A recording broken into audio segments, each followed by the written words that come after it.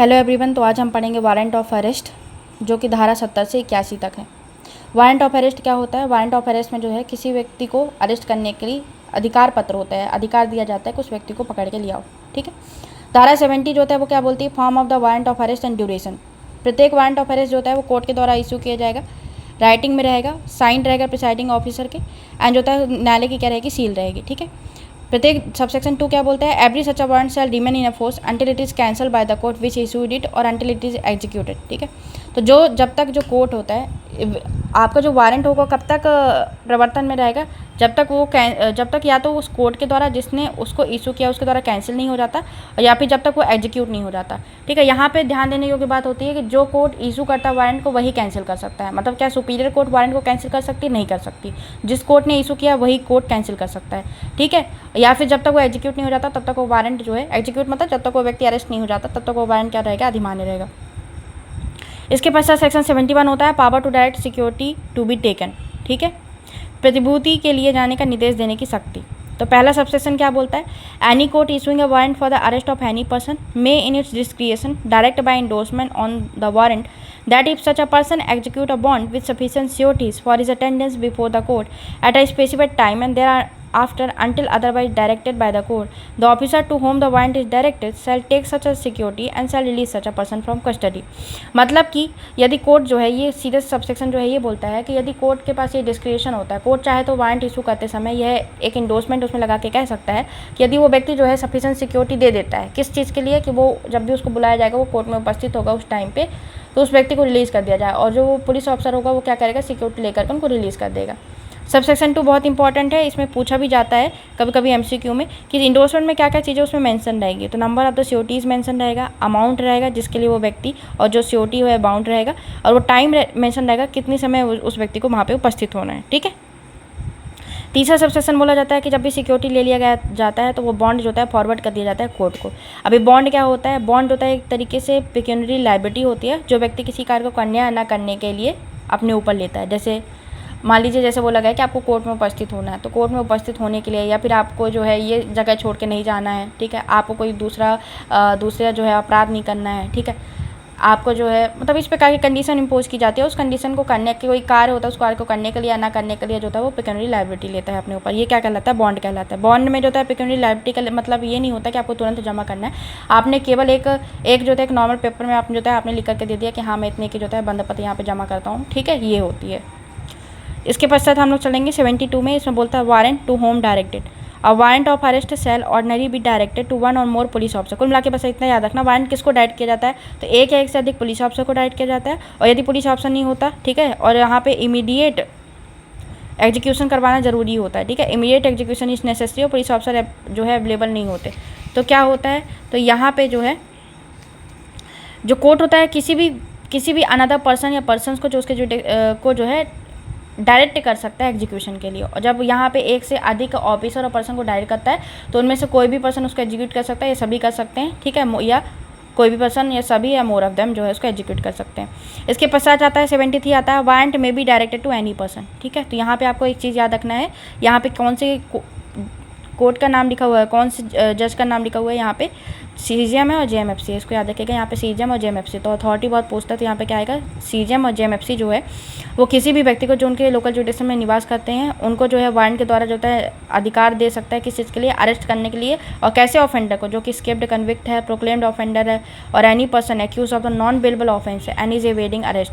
तो कुल मिला के इसमें अथॉरिटी कौन होती है? आपके सीजीएम होते हैं और आपकी जेएमएफसी होती है। दो प्रकार के यहाँ पे जजों का नाम दिया हुआ है। इसके अलावा जो होता है क्या होता है, वो अपने लोकल जुडिशन में किसी भी व्यक्ति को क्या कर सकता है? यहाँ पे अधिक वारंट डायरेक्ट कर सकता है, और किस चीज़ के लिए? ऐसे ऑफेंडर को पकड़ने के लिए वारंट डायरेक्ट करता है। तो 4 प्रकार की बात की गई थी। पहला जो होता है जो स्केप्ड कन्विक्ट होता है, दूसरा जो प्रोक्लेम्ड ऑफेंडर होता है, तीसरा जो एक्यूज होता है ऑफ नॉन बेलेबल ऑफेंस, और साथ में जो है वो अरेस्ट को इवेड भी कर रहा है। इवेडिंग अरेस्ट का मतलब होता है कि अरेस्ट से बच रहा है। ठीक है। गिरफ्तारी से बचने का प्रयास कर रहा है।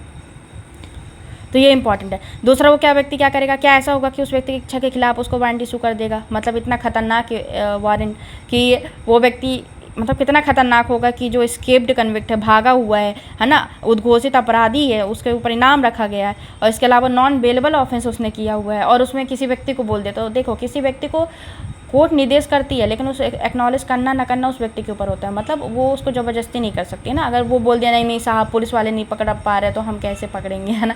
अगर ऐसा होता है तो फिर आपको फोर्स नहीं करेगी, ठीक है मत पकड़िए। क्योंकि दूसरा क्या बोलता है कि such a person shall acknowledge in a writing the receipt of the warrant. यदि उसने एक्नॉलेज कर लिया तो एक्नॉलेज नहीं करता तो कोई दिक्कत नहीं है।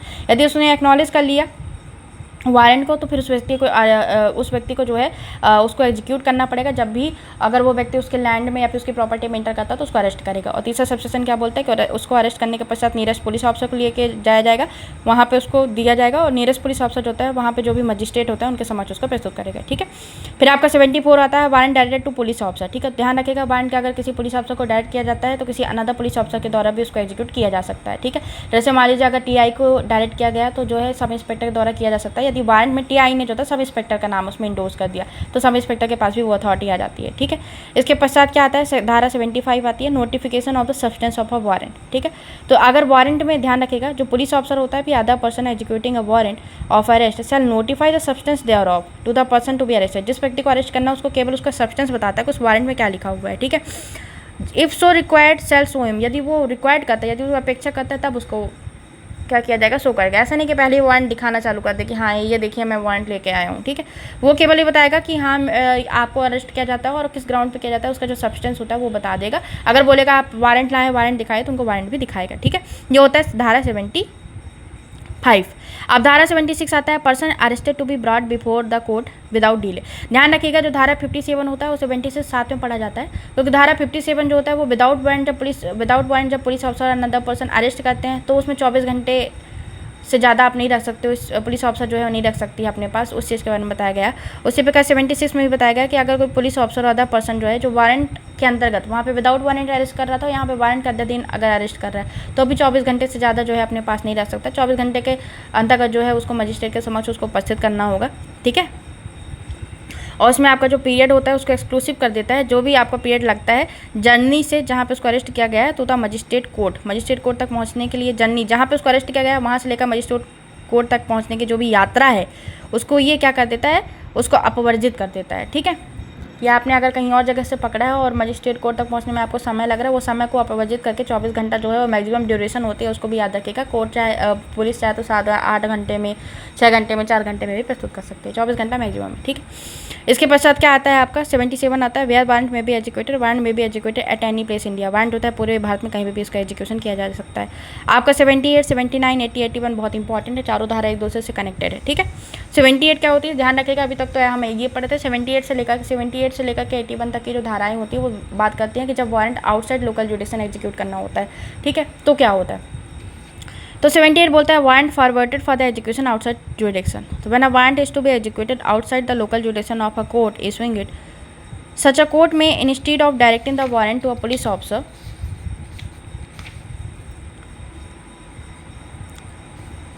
Within jurisdiction forward it to by post otherwise to any executive magistrate. ये फिर अथॉरिटी आ गई, इनका नाम याद करना बहुत जरूरी है। एग्जीक्यूटिव मजिस्ट्रेट है, डीएसपी और पुलिस कमिश्नर है। Within the local limits of whose jurisdiction the warrant is to be executed and the executive magistrate DSP and police commissioner shall endorse his name thereon and if practicable जो होता है cause it to be executed in the manner herein before provided.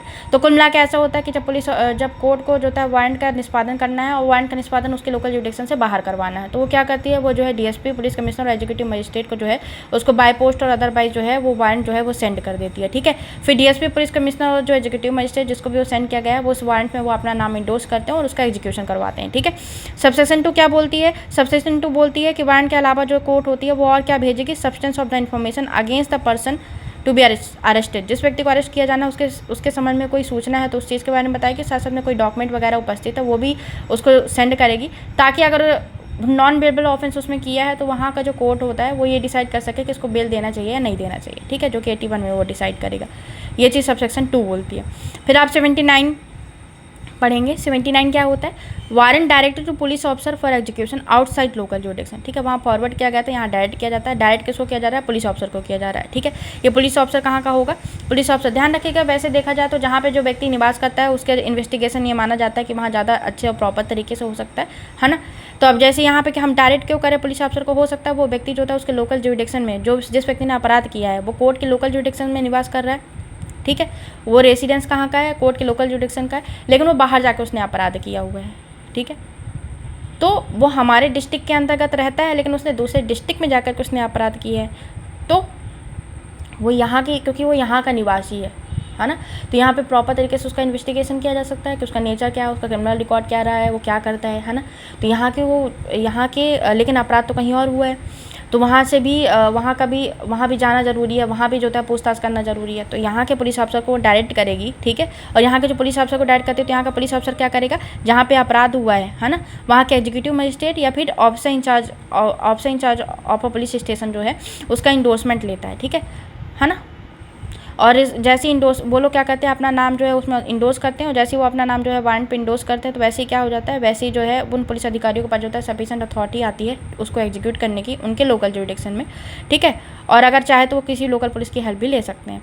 फिर number subsection 3 क्या बोलता है कि अगर उनको ऐसा लगता है, उन पुलिस ऑफिसर को जिनको डायरेक्ट किया गया है वारंट एग्जीक्यूट करने के लिए, उन्हें ऐसा लगता है कि इंडोर्समेंट लेने में, है ना, ऑफिसर इंचार्ज का और एग्जीक्यूटिव मजिस्ट्रेट का इंडोर्समेंट लेने में डिले हो जाएगा, और उस डिले के कारण हमारा जो उद्देश्य है उस व्यक्ति को पकड़ने का, वो जो है वो विफल हो जाएगा। हो सकता है हम इंडोर्समेंट ले और सामने वाला जो है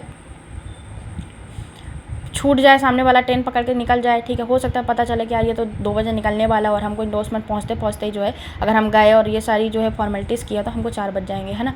और तो उन्होंने क्यों ना हम इससे अच्छा हम सबसे पहले जाकर के ऑफेंडर को ही पकड़ ले, नहीं तो ऑफेंडर तो भाग जाएगा। तो अगर ऐसी चीज़ें परिस्थिति होती तो डायरेक्ट उसका क्या कर सकते हैं, एग्जीक्यूट कर सकते हैं। तो ये चीज़ कहाँ बताई गई, सबसेक्शन 3 में बताई गई है। इसके पश्चात क्या होता है, आपका 80 होता है। 80 आप प्रोसीजर बताते हैं कि अब अरेस्ट कर लिया, अब उसके बाद आप क्या करोगे। तो इसको बहुत अच्छे से पढ़ने की बात होती है।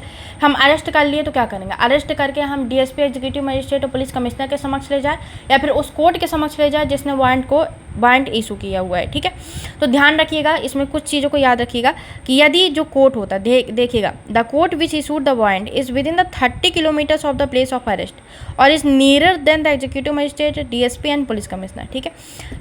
यदि जो कोर्ट है जिसने इशू वारंट किया है, यदि वो 30 किलोमीटर के अंतर्गत है तो कोर्ट लेके जाइए, ठीक है। या फिर यदि कोर्ट डीएसपी, एग्जीक्यूटिव मजिस्ट्रेट और पुलिस कमिश्नर के ऑफिस से ज़्यादा पास में है तो वहाँ लेके जाइए। हो सकता है कि डीएसपी, एग्जीक्यूटिव मजिस्ट्रेट और पुलिस कमिश्नर जो है वो आपका जो है 60 किलोमीटर के अंतर्गत हो, जब उनका जो ऑफिस है, और जबकि कोर्ट जो है 45 किलोमीटर के अंतर्गत है, तो कोर्ट लेके जाइए। फिर याद रखिएगा, हो सकता है डीएसपी, एग्जीक्यूटिव और मजिस्ट्रेट और पुलिस कमिश्नर का जो ऑफिस है वो 5 किलोमीटर के अंतर्गत है, लेकिन जो कोर्ट है वो 26 किलोमीटर के अंतर्गत है, तो भी आप कोर्ट लेके ही जाएंगे, ठीक है।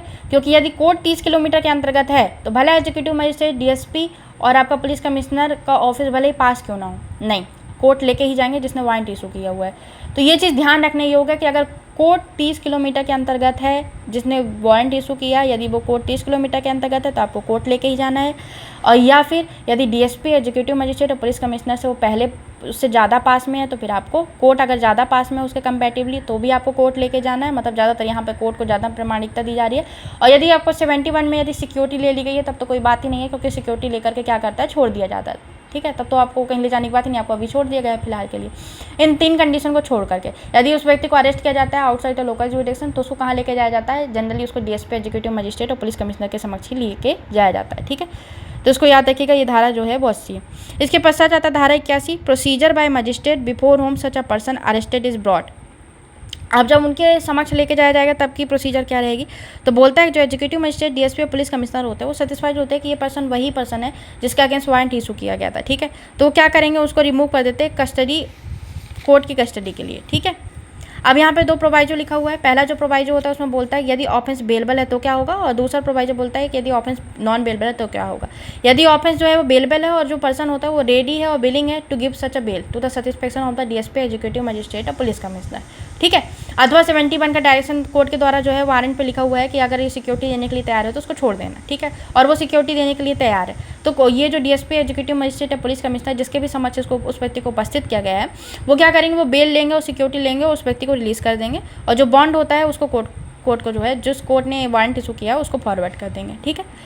दूसरा जो प्रोवाइजो होता है वो क्या बोलता है, ऑफेंस यदि नॉन बेलेबल है तो क्या होगा। ऑफेंस यदि नॉन बेलेबल है तो अभी आपने जो है यहाँ पे आपने पढ़ा था, यहाँ पे आपने पढ़ा था कि ये क्या कर रहे थे अभी, यहाँ पे उन्होंने क्या किया था, देखिए इन्फॉर्मेशन भेजा था और डॉक्यूमेंट भेजा था। किस लिए भेजा था, ताकि 81 में वो डिसाइड कर सके कि उनको बेल देना है या नहीं देना है, ठीक है, कि अपराधी की प्रवृत्ति क्या, अपराध किस नेचर का हुआ है, अपराधी का कैरेक्टर कैसा है, ये सब चीज़ें डिसाइड करने के लिए, ठीक है।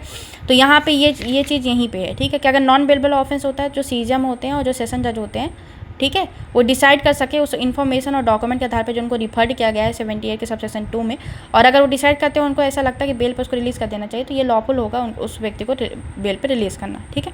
दूसरा सबसेक्शन क्या बोलते हैं, nothing this section shall be deemed to prevent a police officer from taking security under section 71 में जैसे कि पुलिस ऑफिसर के पास अथॉरिटी है कि वो जो है सिक्योरिटी ले सकता है, तो उसकी अथॉरिटी पे भी कोई इंपैक्ट नहीं पड़ता है, चाहे तो आप डीएसपी, एग्जीक्यूटिव मजिस्ट्रेट और पुलिस कमिश्नर जो होता है वो सिक्योरिटी लेके छोड़ते, चाहे पुलिस ऑफिसर छोड़ते, पुलिस ऑफिसर की अथॉरिटी में इसका कोई इंपैक्ट नहीं पड़ता, ठीक है, उनके पास भी अथॉरिटी बनी रहती है। तो ये था हमारा जो है वारंट ऑफ अरेस्ट, जो कि आपका कहाँ से था, धारा 70 से लेकर के आपका 81 तक था। इसके बाद जो था वो सी आएगा, प्रोक्लेमेशन और अटैचमेंट, जिसको हम नेक्स्ट वीडियो में देखेंगे। Thank you so much.